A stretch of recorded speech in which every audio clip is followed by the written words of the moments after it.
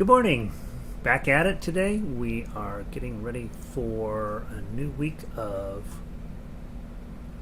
guitar, and it's Tuesday. I had to miss Monday, and so let me go post our link onto the website. Our website is denverguitarorchestra.com. From there you'll find our weekly schedule and our our weekly schedule and our sheet music. Update.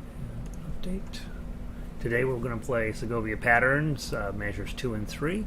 We are going to play Row, Row, Row Your Boat, most important. The best song out of Book 1. London Bridge is Falling Down. It's an okay song. Key Change is the important out of that one. And then Minstrel Boy, beautiful song, we'll be playing from Ireland in Book 3. So that's the plan for today. Let me double check that the link is working properly, and we'll post this on Twitter, and then we'll be back in business for a while. All right, 295 guitar lessons since we started back in. Oh God, when did we start? March of last year. Okay, maybe April. I don't remember if we started right off the bat or not. Oh, we can find out. Let's find out. When did we actually start doing these? Yeah, March 20th. March 20th of last year. Okay, so makes sense. A little bit more than it's 260 work days a year, so makes sense. All right, let me go here. Let me go here. Let me put this over on Twitter. We'll have a few people joining us here in just a moment. Looks like I'm pretty much on time today, which is a miracle in and of itself. DenverGuitarOrchestra.com. Patience. Let me add on the. Then we add on the logo, and then we hit tweet. And all right, we're in business, and we're here. I don't know why he did that. Let's see. My crossword puzzle list on Twitter continues to be a popular destination. That's funny. Who knows? Let's see. Sound is fuzzy. Good morning. It's wet and the cold is here. The sound is fuzzy. Let me do a couple things. One, let me turn that off. Two, let's see. That's fine. That's fine. Humidifier is now off. I do have the heater running today because it's cold here. Let's see if that helped. Let me know if that helped. Let's see. Let's see what else. All right, let's see if that helped. All right. Let me give you a couple guitar notes and see if you're going to be able to stand the fuzzy. Good morning, Elizabeth. Cold and wet up there.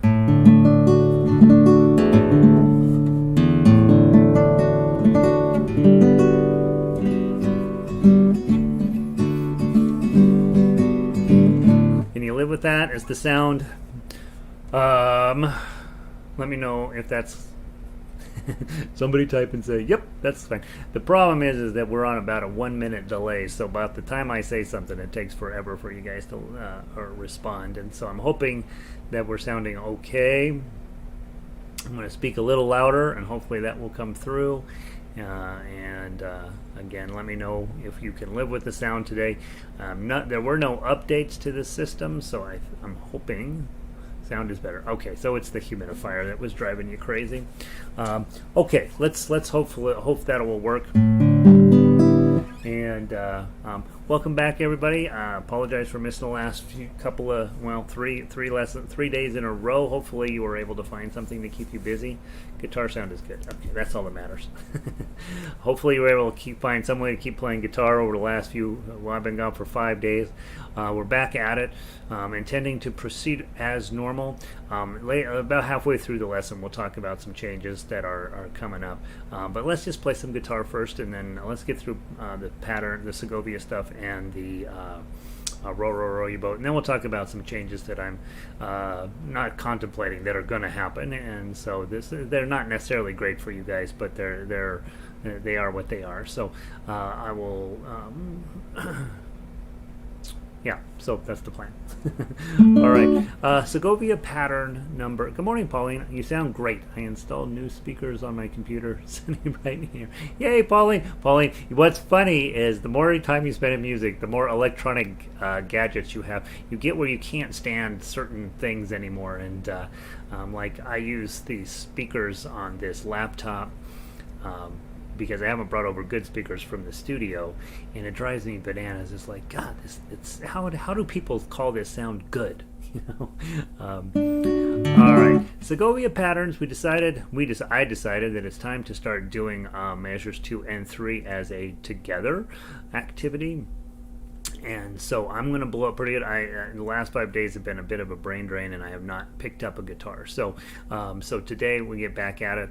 We're going to start with measure 2, go up to measure, and then all the way through 3. So we should be playing all the way up and then all the way back. We're going to go crazy slow so that I have a chance. I'm just playing with my thumb today so I can get back into the patterns, and then hopefully tomorrow I'll be able to start doing some alternating right hand. That's your goal, right? Is to play the pattern with alternating either IMs or MAs or IAs, and then sometimes you'll start with this, and sometimes you'll start with the other one.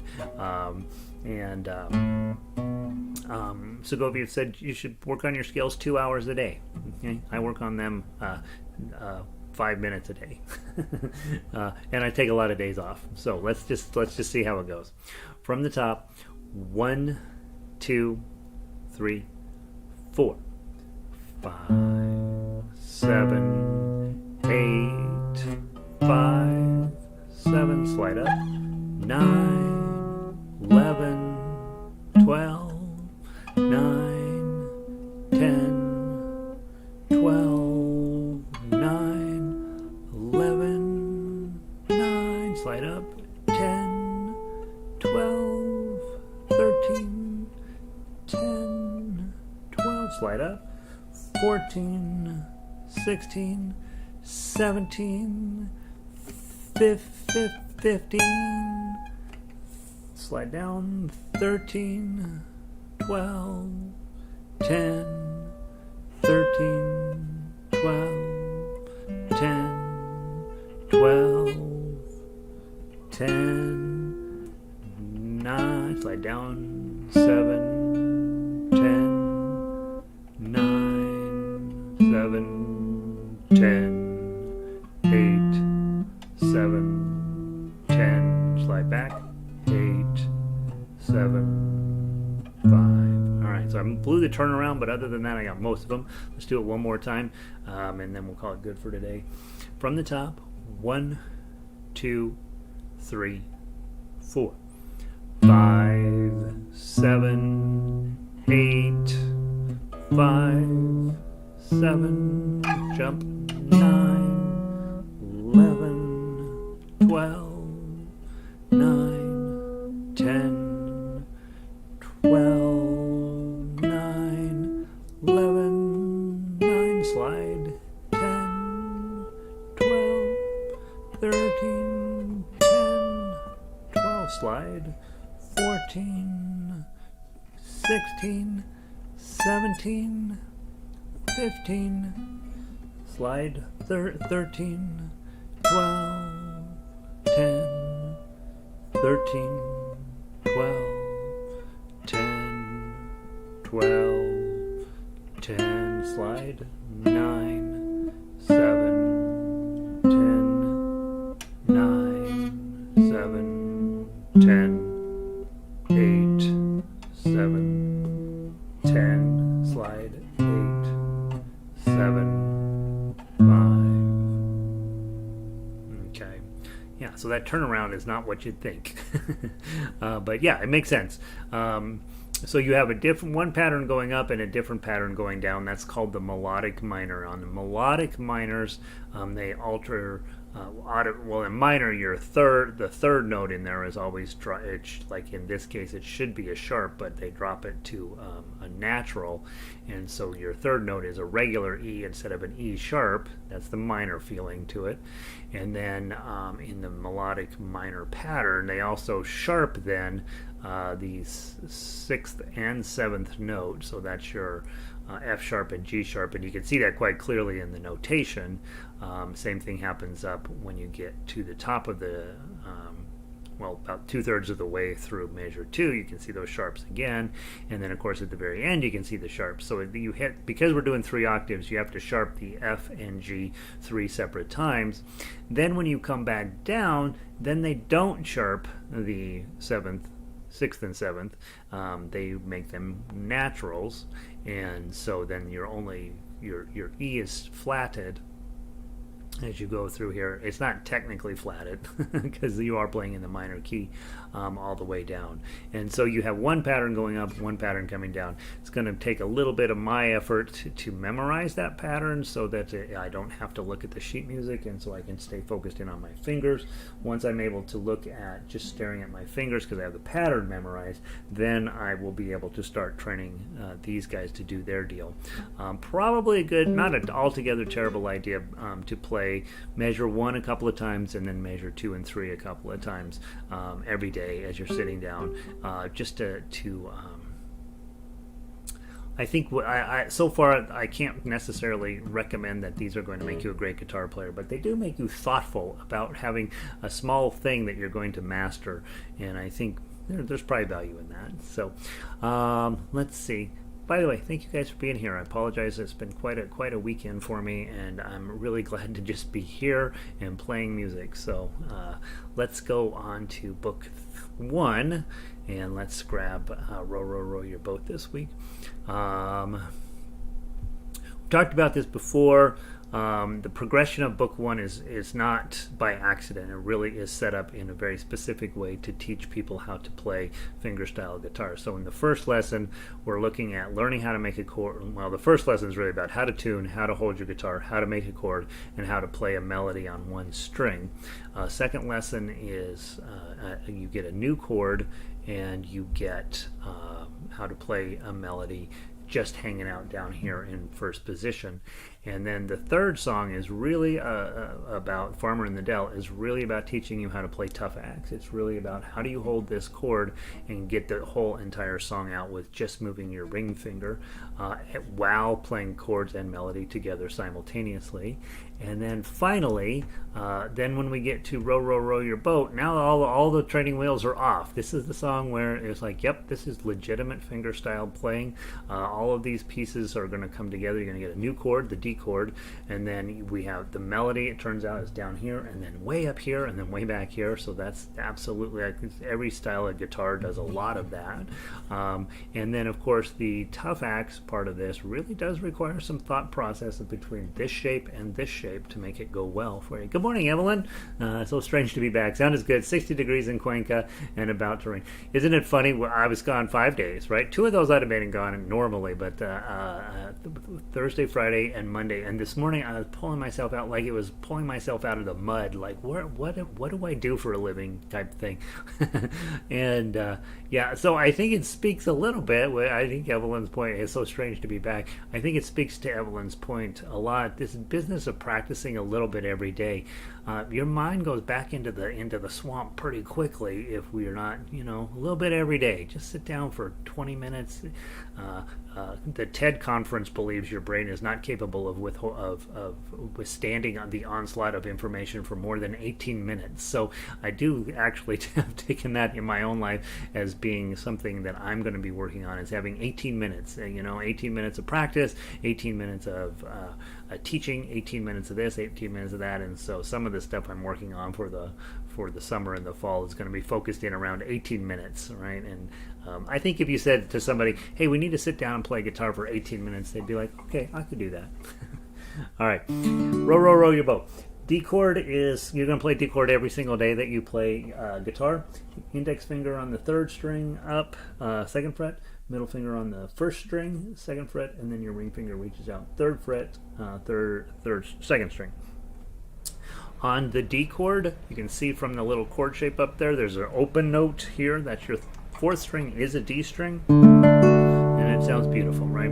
If you hit the 5th string, not terrible, won't ruin your life. It's okay, not great. It ends up putting an A note in the bass, but sometimes you'll do that just to make a chord sound bigger. And as opposed to just these 4. Sounds fine, but if you add in the A, even though it's got the wrong bass note, sounds a lot bigger, a lot fuller. So I'll do that a lot of times with arrangements. Go ahead and use the A note as the bass, even though it's not quite as tight and complete, but it just gives a bigger sound.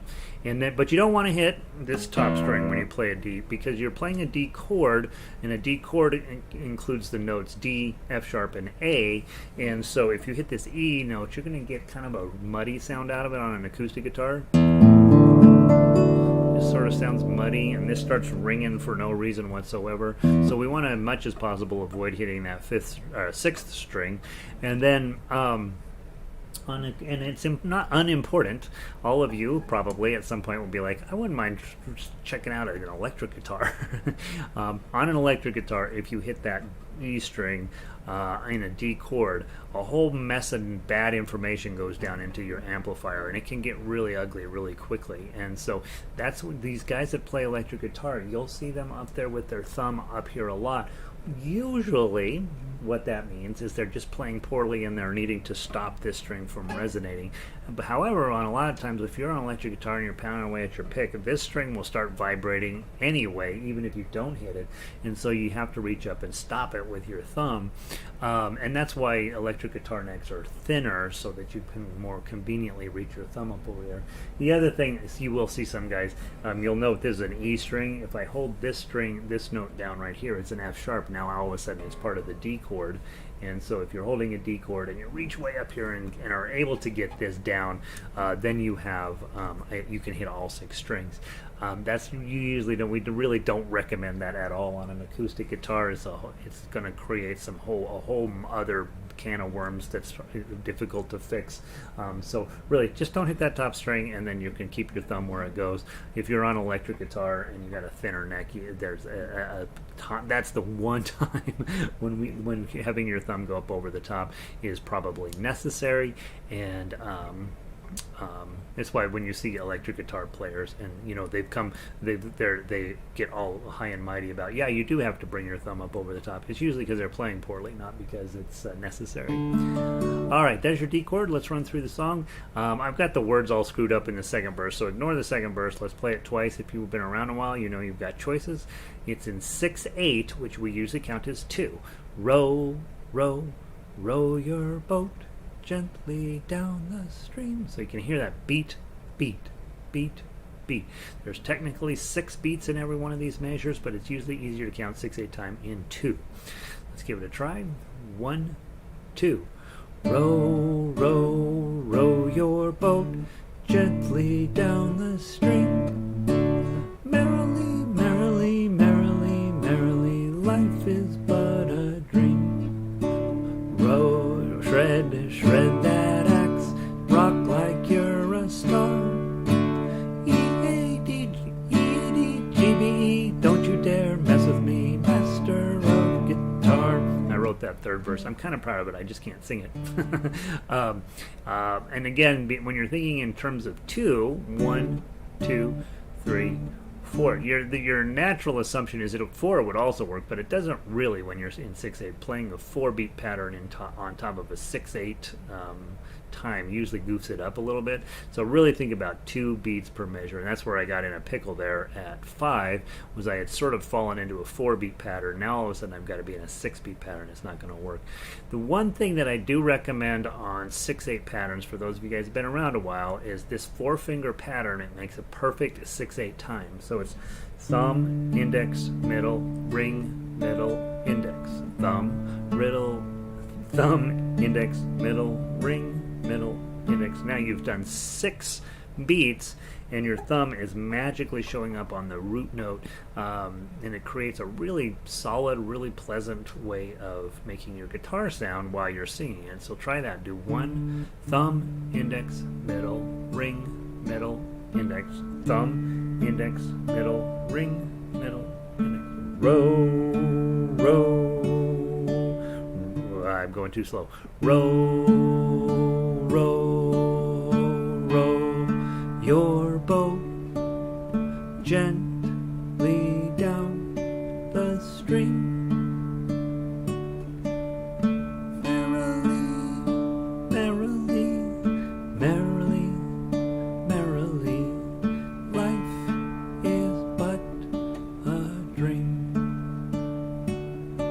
if you were doing it exactly like it's written, you would say merrily, merrily, merrily, merrily, life is but a dream. So that's super slow, so you'd probably want to really speed that up. Let's try it. 1 thumb, index, middle, ring, middle, index, thumb, index, middle, ring.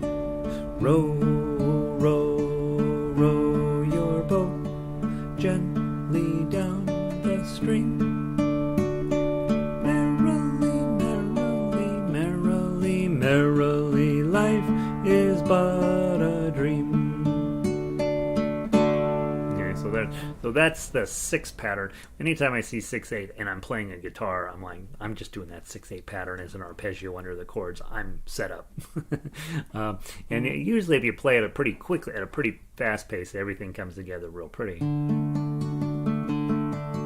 Row, row, row your boat gently down the stream. Merrily, merrily, merrily, merrily, life is but a dream. So then, the faster you can play your arpeggio, the easier the song is to sing. All right, so we looked at it as a 6/8 song. We also looked at it as a 2 count song with chord. Again, just focusing on your D chord. It's not unimportant. Up at the top of the paper, you'll see alternate D chord. And so that alternate D chord is all the way down here. You're going to put your index finger on the first 2 strings at 10, and then your middle finger at 11 and your ring finger at 12. You can barely fit it on. This is, a lot of guitars will have a cutaway. It makes life much easier. But in classical guitar, they don't. A lot of times you'll see people playing all these notes up here with no cutaway, and you have to develop all these crazy techniques to do the fretting.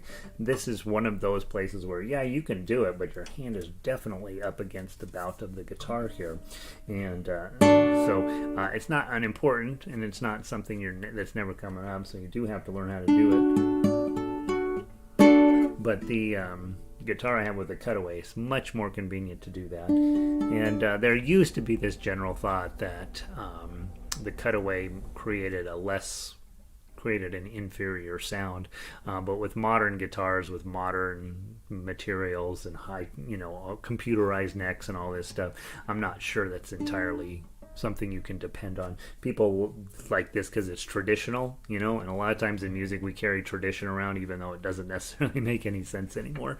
So if you're thinking, I'm thinking about getting a new guitar, you should at least don't automatically dismiss guitars with a cutaway here. All right, so that's your other D chord, and it's going to come up. Okay, let's run through the melody. Again, I would say with all songs going forward, when you're playing the melody, you got to think about, all right, am I going to play positionally or am I going to play with a chord? And in this case, it probably makes more sense to play positionally. If I'm in the 2nd position, my index finger's in the 2nd fret, the 2s are covered, the 3s are covered, and the 5 that shows up in measure 4 is covered. So my whole first 4 measures, I don't have to move my hand at all. I just got to get my fingers on the right fret. So let's play those first 4 measures, and then we'll talk about the next thing. So from the top, 1, 2, 3, 3, 3, 0, 2, 2, 0, 2, 3, 5. And then the next set, you see 10, 10, 10, 10, 10, 10. That's where grabbing both of those strings at the same time is important. Okay, your index finger comes down, 10, 10, 10, and then the 2nd string, 10, 10, 10. Then you're going to fly back to the 2, 2, 2, 2, and the 3, 3. Then your pinky's all set up for 5, and then the 3, 2, 0, 3. Let's try it a couple of times from the top. Ready, play. 3, 3, 3, 0, 2, 2, 0, 2, 3, 5. 10, 10, 10, 10, 10, 10, 2, 2, 2, 3, 3, 5, 3, 2, 0, 3. Again, go. 3.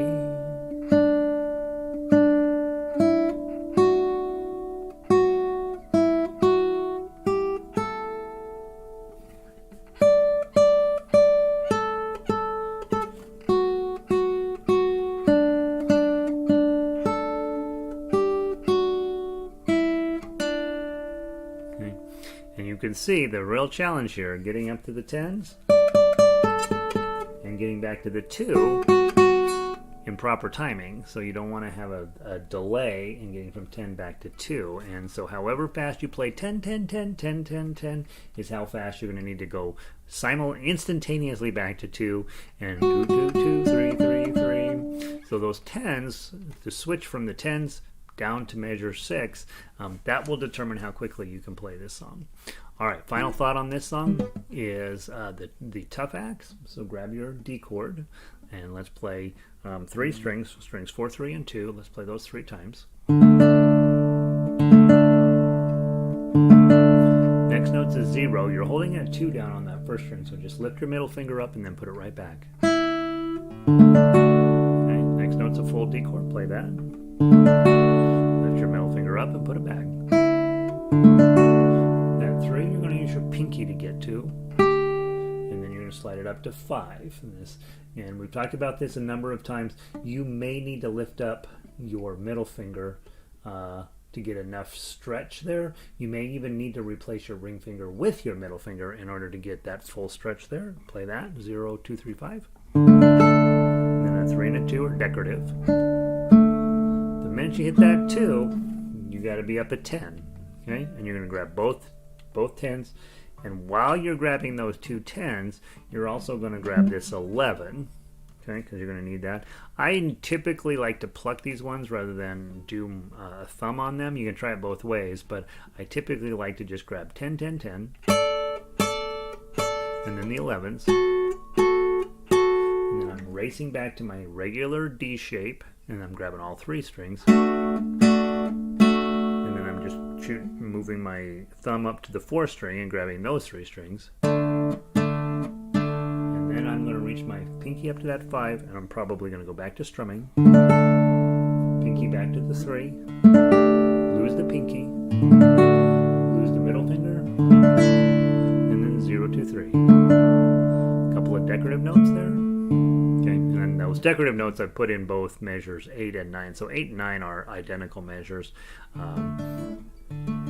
And theoretically at this point you know how to read a repeat, right? You play, because we've been working on it since day 1.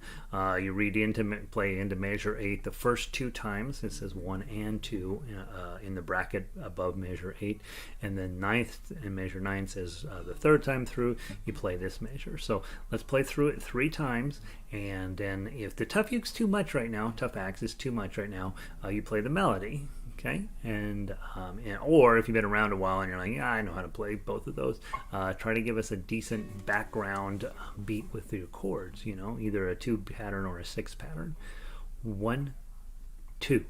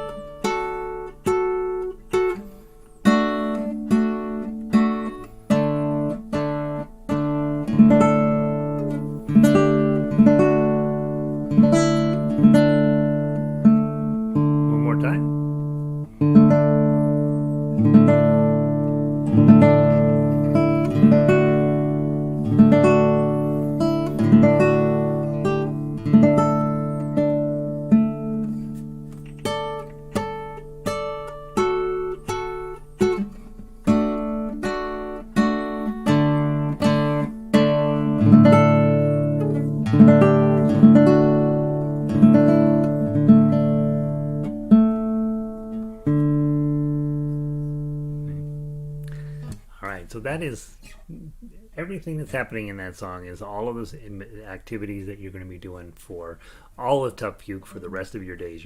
While you technically only have one chord in the song, it definitely feels like two chord song.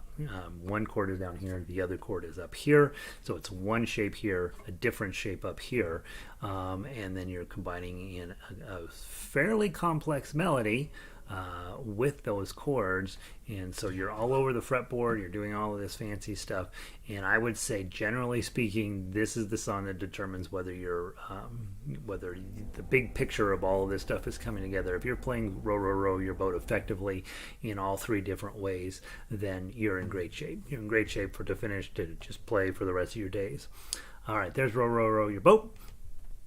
Not an unimportant song. Let's go grab Book 2 and grab London Bridges. London Bridges, these two songs and Book 2, I always worry when I teach them because people are like, I don't know if I want to play that song.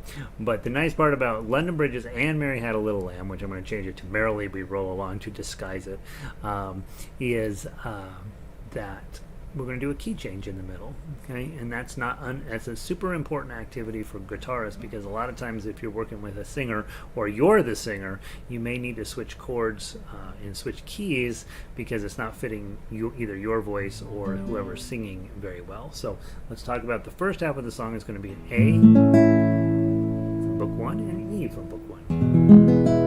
Okay, and back to A. Those are beautiful, right? And then when we get to the bottom of page 1 and we need to switch over onto page 2, we go to a much more complex chord pattern, your C chord, going to the G chord. Okay, and to this day, after many years of playing C chord, still my least favorite chord. Every time I see it, I'm like, I don't like C chord. All right, so here we go. Let's sing through it real quick. Just one time through. 1, 2, 3, 4. London Bridge is falling down, falling down, falling down. London Bridge is falling down, my fair lady. London Bridge is falling down, falling down, falling down. London Bridge is falling down, my fair lady. Okay, so for me, the first page is way easier to sing than the second page. The C chord and the G chord make it go up to higher than my voice is able to do. Now, I wouldn't take that as a straight line thing, like if, I sing better in A than I sing in C. That's going to depend on the song a lot. There are plenty of times when a C song is lower, pitched lower, and might actually work with your voice. So from song to song, you don't necessarily know for sure which the best key for you. Most singers know their lowest note that they can reasonably attain and their highest note they can reasonably attain. I can't hit any note properly, so I don't worry about that, but most singers know that. But even if your song fits within their range, it doesn't necessarily mean that the notes within the middle are their best thing. And you may sometimes, because the way the sharps and the flats lay out, sometimes it's better to go to try a couple of different keys just to make sure you're playing in the best key for the singer. And of course, if you're the singer, you get where you're pretty comfortable knowing what's going to go well and what's not. Especially if you also have to play the guitar, you might say, my best key is F. London Bridge is falling down, falling down, falling down. It might be the best key for your voice, but then you're thinking, as a guitarist, I'm going to have to be really working on that, and it may slow me down. So we're always thinking in terms of what are you going to be able to do successfully and make sound the best, and you make compromises one way or the other. Let's play the melody on this real quick, and you'll see when we switch keys that the notes, that the frets and that the fretting that you're doing will have to change as the key changes. Same song, just in a different place on the guitar. From the top, 1, 2, 3, 4.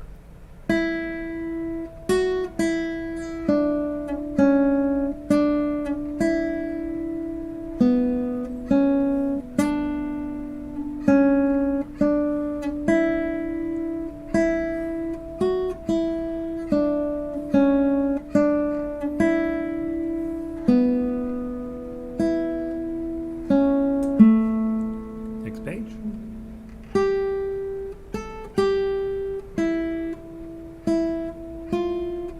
Whoops.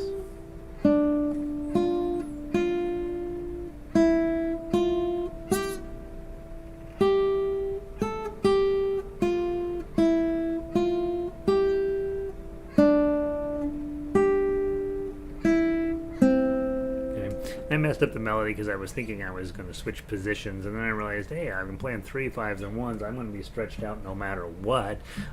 I'm way more comfortable with my pinky stretching forward than my index finger stretching back.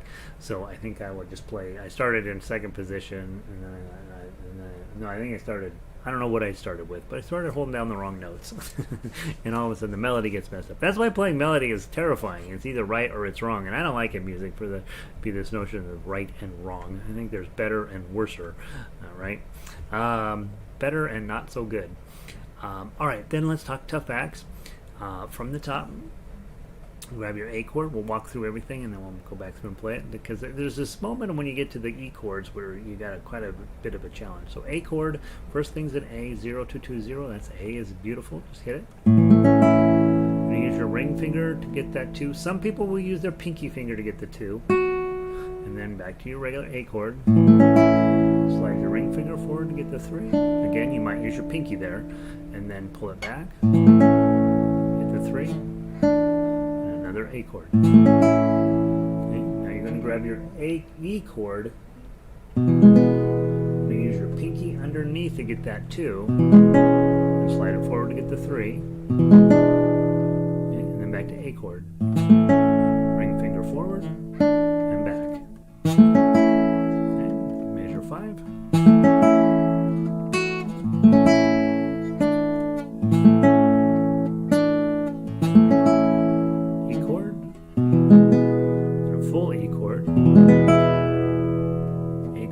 Strings. Okay. And probably if I were to rewrite this today, I would just hit that 2 by itself. I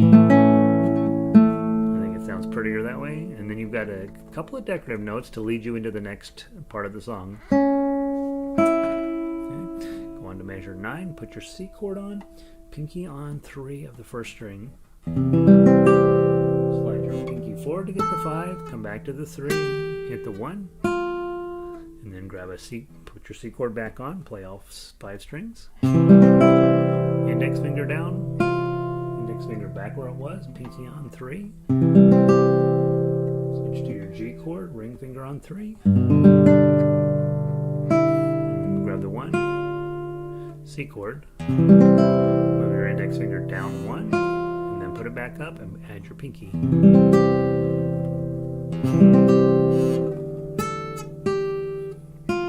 C chord, index finger down, index finger back, pinky on. G chord, ring finger on 3, add your pinky, and then C chord. Okay, so obviously page 2 is much harder to play than page 1, and that's typical. What you'll find, A chord is very guitar friendly, C chord, C key of C, not so much. Let's play it from the top 2 times through. 1, 2. 1, 2, 3, 4.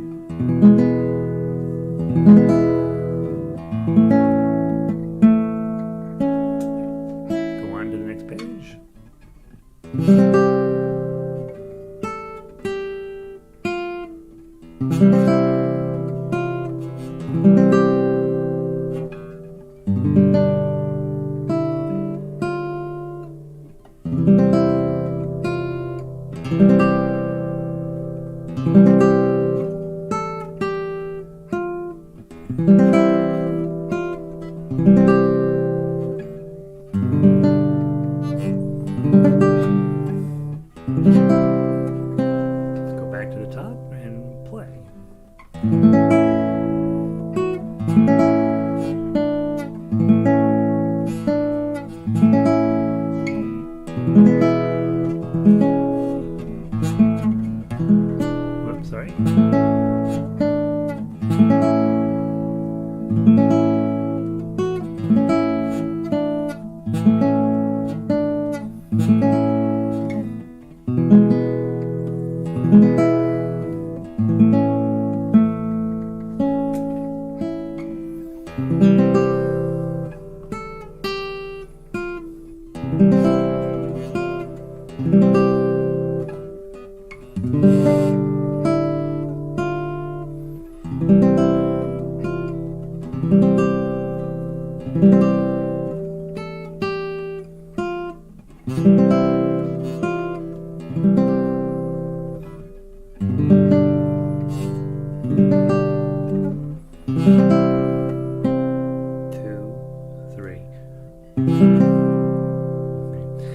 Boring ending on that C chord just is like, I don't know. I think I should put on something fancier to finish that out, but anyway, and I said 2-3, I should have said 3-4, got my count off wrong. So there's London Bridges. The real thing to learn here is the key change, and then be aware that some things work better on guitar than others. I didn't mention, but for those of you guys that are thinking classical is in your future, you will end up reading the standard notation, and it's not unimportant. At the beginning of the song, you'll see those 3 pound signs. Anytime you see 3 pound signs, you're either in A or F sharp minor. And normally in guitar, when you see 3 sharps, that means you're in the key of A, most likely. And then you'll notice at the bottom of the page, after measure 8, you see the 3 natural signs. What that does is cancel the sharps. And now when you go to the key of C on page 2, there are no sharps or flats, and so you will everything, the F sharp, the G sharp, and the C sharp are now natural, and so that will affect where you put your fingers on the fretboard. All right, so there's that, London Bridges, lovely tune, and then let's finish up today with a couple of rounds through of Minstrel Boy. I don't remember if that really was in book 3 or not. I gotta update my books here. They're made too many changes. Let's see. I think it might have originally been in book 4. Last Rose of Summer. Last week we did Last Rose of Summer, and I often pair it with Minstrel Boy. I've got a Minstrel Boy in the key of A to do a medley of Irish music. It sounds really pretty. You're in the key of C, no sharps or flats. That's what we were talking about. Let's run through the chords real quick. You only have a C, F, and a G, if I remember right. Oh, there's the A minor shows up. So this would be a very typical song that you would see for piano players or ukulele players. They like these chords on their instrument. We're not as great with them. The minstrel boy to the war has gone. In the ranks of death you will find him. His father's sword he has girded on.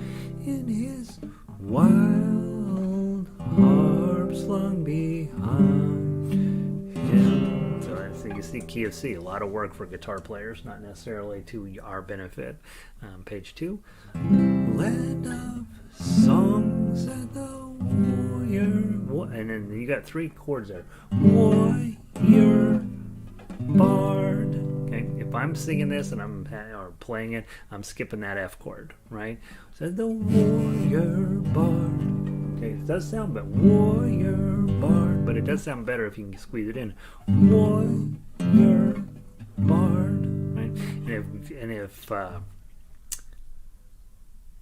Arlo is here, you're going to be like, now when I get to Land of Songs and the Warrior Bard, right? Or even just do 3 bar chords. Land of Songs and the Warrior Bard. Okay, so you'll have G, F, G, and just use that bar chord there. Vic is saying, hey, that London Bridge measure 12 is similar to Penny Lane measure 12. Is it really?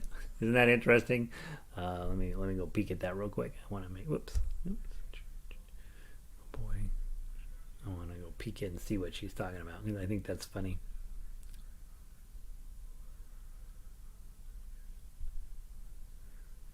unabridged measure 12. Unabridged measure 12. Oh, it is. There you go. Falling down penny lane. Isn't that funny? You start to draw connections in music the more you do, and you're like, oh yeah, I've done that before.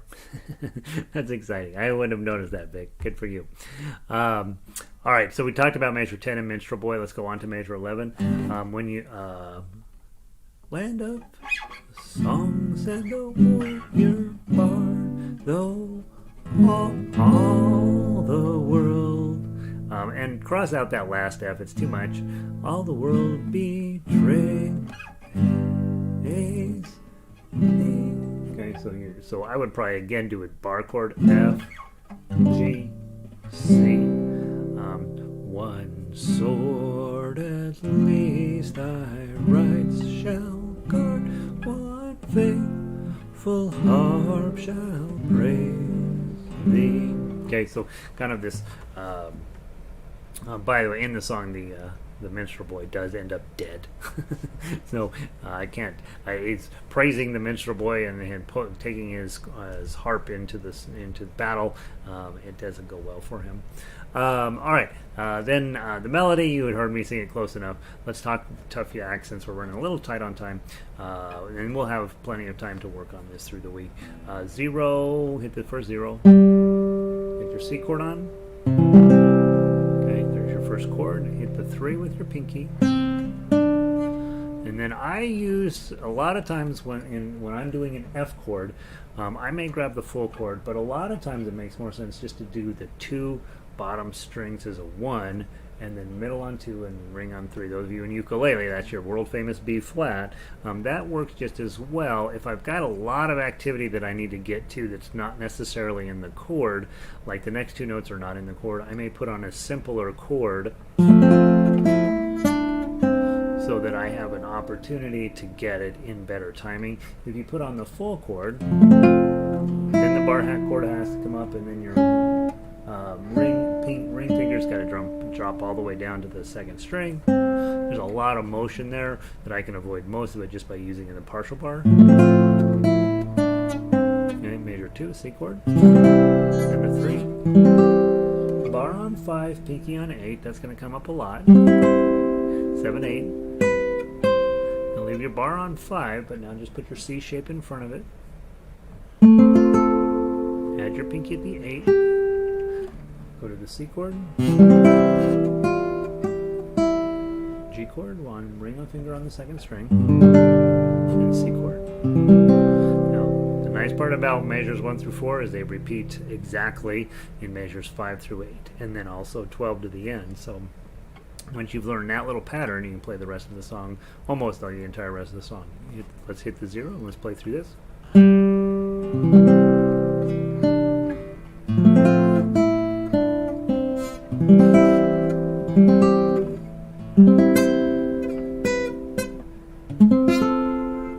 Change that 3 to an 8 on the 2nd string, and then go grab your C chord, G chord. Okay, so learn the first 4 measures and then do exactly the same thing in the second 4 measures and the last 4 measures. Then let's go to measure 9. Things are a little different here. Bar on 5, pinky on 8, then 7. And then bar still on 5, C shape in front, and then pinky 7 and 8. And here you slide your bar to 7, C shape in front, slide back to the 5 with the same shape, and then just go grab a full G chord here at measure at that 0003. I just grab a full G chord there. Okay, pinky, or I'm sorry, ring finger, whatever you're holding down the 1st string with, slide that up to the 4. Okay. And then you have your A minor on 5. So that's a bar on 5 with your E minor shape in front on the 7. So use your ring and your pinky on 7. Couple of 5s. Now I put a full chord in there, and since I crossed off the F above, I've also crossed off 5 and 7 at the measure 11. And I'm just going to play the 6. I'm going to, probably, if I'm holding this A minor shape on 5, probably just going to use my middle finger to hit that 6, and then I can put that C shape on, and I have never had to move my, I never had to move my bar. Okay, so my bar is down, got the middle finger already down, I put that C shape in front, get that nice F chord there, and then I'm going to grab the 7 with the zeros underneath it, and bar at 5, pinky on 8. And then lift everybody up, and then we repeat what we learned at the beginning of the song.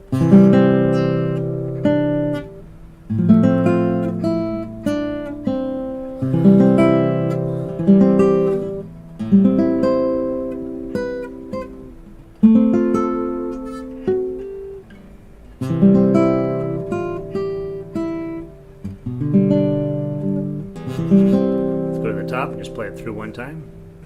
This is a finger dance. This is a tough song, guys. From the top, 1, 2, 3.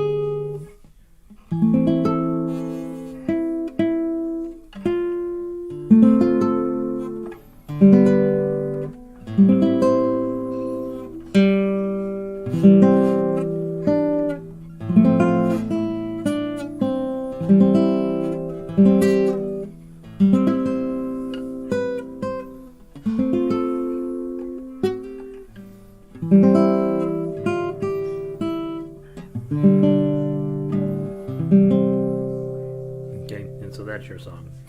All right, guys, I ran way over, so we'll talk about changes in the schedule coming up tomorrow, and I should have time tonight. I didn't have a chance to hardly get at the computer at all this last 5 days, so I should be able to get the classical song posted by tomorrow, should be, and so I'll get that done, and then we'll talk about changes that I'm contemplating coming up.